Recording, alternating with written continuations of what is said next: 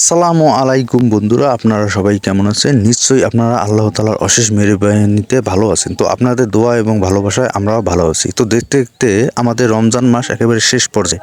তো আমরা চলে যাচ্ছি মূলত ঈদুল ফিতরের নামাজ আদায় করার জন্য। আলহামদুলিল্লাহ, আমাদের এখানে ঈদের জামাত শুরু হবে মূলত সকাল ৮ ঘটিকায়।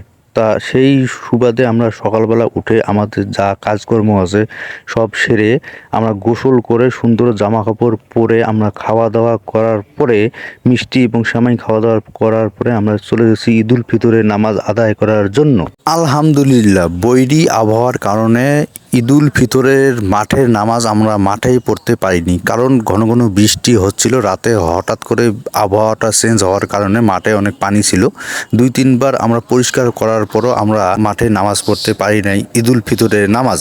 মসজিদ ঘরের ভিতরে অনেক লোক হয়েছিল এবং বারান্দাতেও অনেক লোক হয়েছিল, তাই আমরা হুজুর মুসাফা ইমাম এবং মুয়াজ্জিন মুসাফা এবং কবরস্থানের জন্য আমরা টাকা আদায় করতেছি এবং মসজিদ উন্নয়নের জন্য আমরা বেশ কিছু টাকা আদায় করতেছি।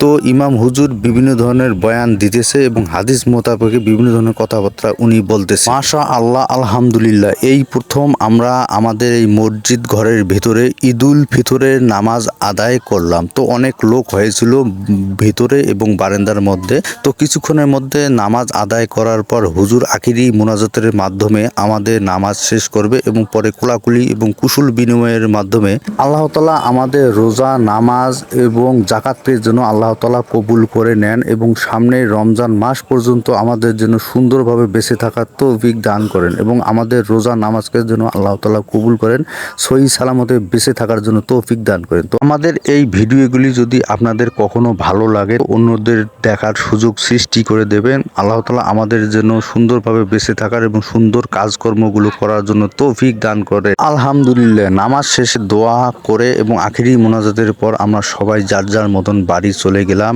এবং আমরা দেখেন কোলাকুলি করলাম একে অপরের মাধ্যমে। মাঠে পরিপূর্ণ কানায় কানায় লোক ভরে উঠেছে। আমাদের মসজিদ একেবারে কানায় কানায় পরিপূর্ণ লোক হয়েছিল। তো আলহামদুলিল্লাহ, সবাই ভালো থাকবেন, সুস্থ থাকবেন, আমাদের জন্য দোয়া করবেন এবং জাতির জন্য দোয়া করবেন। যুদ্ধ বিধ্বস্ত দেশ ইরানের জন্য সবাই দোয়া করবেন। আল্লাহ তাআলা আমাদের নেক আমল এবং নেক হায়াত দারাজ করেন এবং যতদিন আছি ভালো কাজ করার জন্য আল্লাহ তাআলা তৌফিক দান করেন। সবাই ভালো থাকবেন, সুস্থ থাকবেন। আসসালামু আলাইকুম ওয়া রাহমাতুল্লাহ।